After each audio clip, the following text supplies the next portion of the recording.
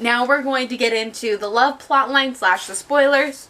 So, the love plotline is set up the same way that all of the other love plotlines are set up, which goes along with the plot. Some of them have a separate love plotline versus regular plotline.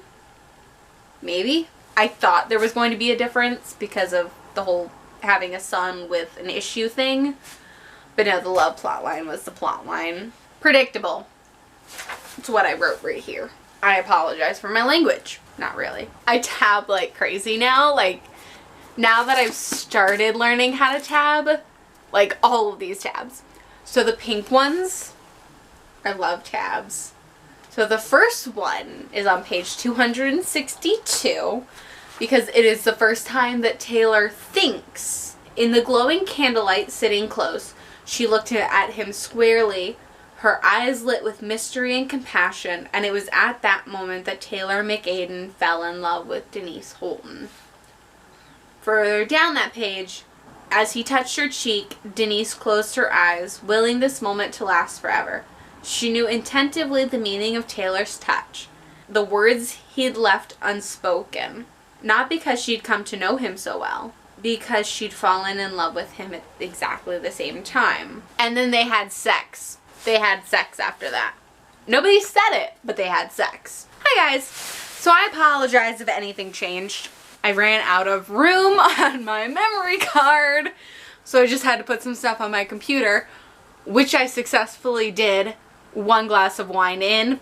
Proud of myself. So they start having issues after the first night that they go to see Mitch and Melissa. Like, when she finally meets them, they start having issues after that. And a lot of it is because Denise is kind of prying, but she's not trying to pry. She's just trying to get to the bottom of it because he starts acting weird. You know, it's uncomfortable. Like, it's not that he's doing anything wrong. It's just, you know how it is when you're in a relationship and the other person just isn't doing what they used to do. Like, they used to tell you everything, and now they only tell you some things. Like, that was happening. And you know how it makes you feel? It makes you feel insecure. He started working a lot more, and that made her feel, okay, fine, he's working again more, but he's also just, you know, you notice those little changes in people when you spend all day, every day with them for an extended period of time. You start to notice those little things. And it just kills you inside, you know? It just hits ya. And it's so small. It's not like you can really point it out because they're not doing anything different, really. They're just, it's not what they're doing, it's what they're not doing. And Denise says that too. She's like, it's not what you're doing, it's what you're not doing. I think she says that. So that caused a riff, and then she started assuming things, which is always a bad idea, and blaming it on things and having no evidence to back it up, and then prying into his his life beforehand. And they had never, you know, stated that they were dating or that they were official. So he felt like it was an invasion of privacy, and it just built up from there. She dealt with it, but then he hurt her son. They were supposed to go to a baseball game for his birthday, and he never came. He never canceled. He never showed up. And that was what ended their relationship the first time. I don't have a kid, but just the thought of having a child and having that child hurt kills me inside. Like, having somebody hurt me, fine, whatever, I'm an adult. I can deal with it. I chose to have you in my life. I chose to do this with you. But to have you hurt my child who has no say in anything, really. You're in my life, therefore you're in their life. My child has no say in that. And to have somebody hurt them, like, that would break me more. That would hurt me more than anything anybody could do to me.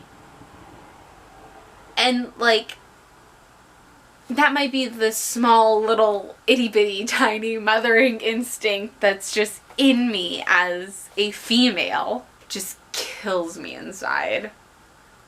So I understand why, like, Denise was just like, no, you hurt Kyle. This is it. I'm done. I can't do this anymore. I'm done. So there's that. That whole issue happens. And that's a thing. I also wrote in here, Kyle is so damn cute. Because we don't really see Kyle as, like, much of a character. He's really more his, like, setting almost. And I feel weird saying that. Because you really don't see Kyle as his own person. It's just in regards to the other characters. Mainly Denise. Like, you see Denise thinking, like, Denise thinks about how Kyle interacts with Taylor and how Taylor interacts with Kyle. But you never really get Taylor interacting with Kyle, like, thought-wise. So I find that kind of interesting now that I'm thinking about it. So Kyle really isn't his own person in this book. He's just there. Another person who I keep forgetting to mention is Judy. Judy. Fucking love Judy. She's just kind of a background character, though. Like, throughout the entire thing, she's very active at the beginning. But for the rest of the book, she's just there sometimes. When it's convenient. And that's something else about Nicholas Sparks, is that the side characters are only there when it's convenient. Otherwise, it's just your main two characters with their love interests. Which is fine. I mean, I came into this book looking for romance, and that's what I got. I came into this book looking for a flawed but happy relationship, and that's what I got. And I mean, yeah, his books aren't 100% realistic, because yeah, if somebody has issues, sometimes they don't give you a second chance.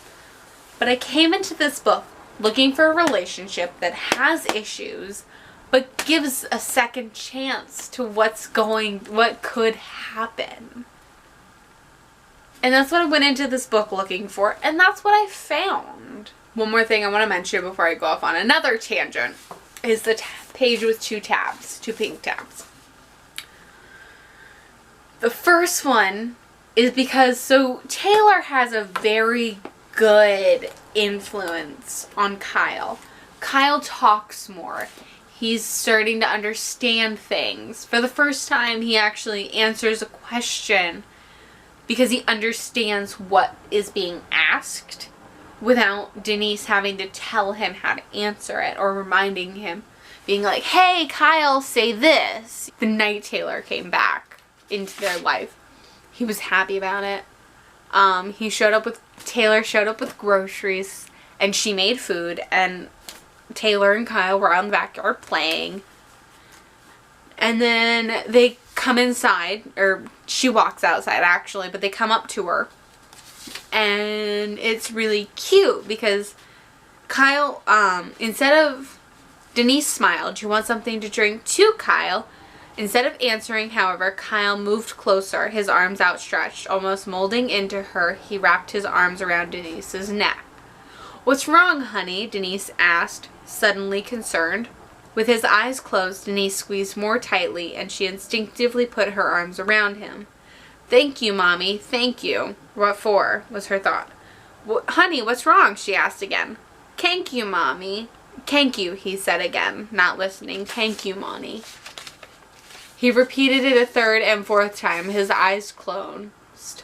Taylor's grin left his face. Honey, Denise tried again, a little more desperately this time, suddenly feeling a flash of fear at what was happening. Kyle, lost in his own world, continued to hold her tight. Denise shot a see what you've done now, look at Taylor, when all of a sudden Kyle spoke again, with the same grateful tone in his voice. I love you, Mommy. she had talked to Taylor about that before because she said it to Kyle, but Kyle never said it back. And she didn't want to, you know, be like, this is what you're supposed to say. She wanted to wait until he said it himself. And he did. He said, I love you, Mommy, in his own way. And that was just amazing. And then later on, he said, thank you, Mommy. Thank you, Mommy. He said simply, Taylor's home. Taylor's home. I hope he's right, Taylor said, his voice cracking slightly, because I love you too. That's the other tab. So all in the same night, Taylor and Kyle both said I love you for the first time. And like, that feeling of hearing it, because having a child say I love you first without, you know, repeating, oh, I love you too, there's something magical about that. And I can't even imagine how it feels having your own child say, I love you, Mommy, for the first time. Like, if it's even half of the feeling that I had when my friend's daughter said it to me first, like, that feeling is amazing. And that first time that a guy says it to you is kind of magical too. I mean, it's nothing compared to a kid saying it. And having both of those happen on the same night, like, holy shit.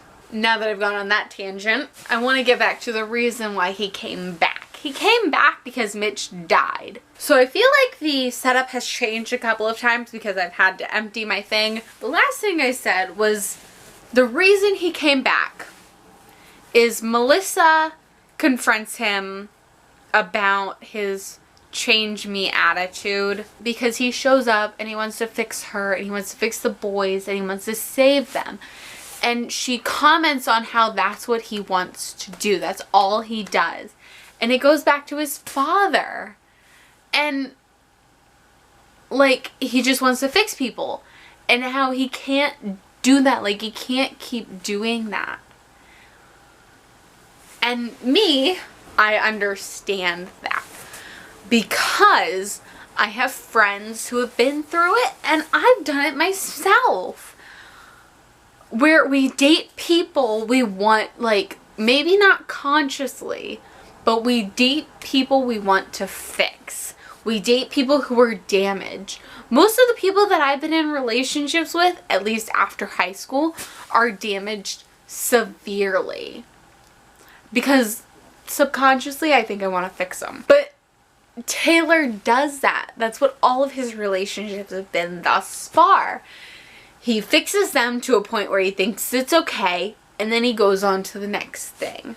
Even his job screams fixer-upper. I mean, he's a contractor. He builds houses. He fixes things as for a living. But when Melissa confronts him on this, he's like, no, I don't. But then she gives him examples, and he realizes that, yes, that's what I've been doing.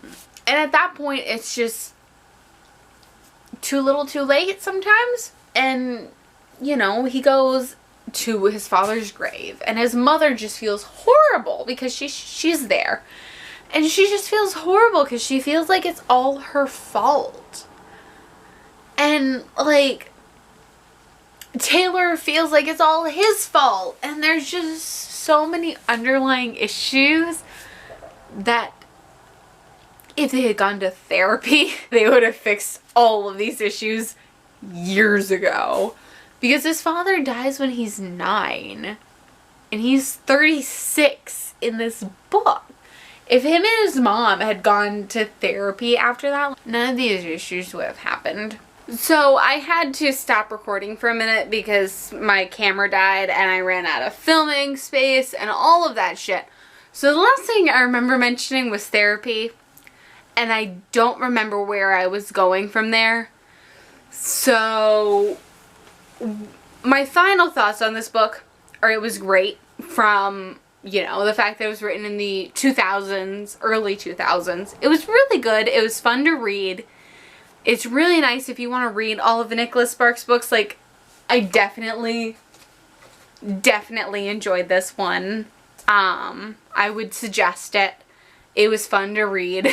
I already went over everything. My overall thoughts, feelings, spoilers and shit. So, thank you for watching my first drunk review.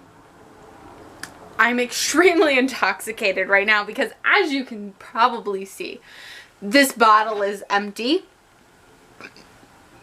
And this is all I have left because this glass is a red wine glass and it holds about half a bottle.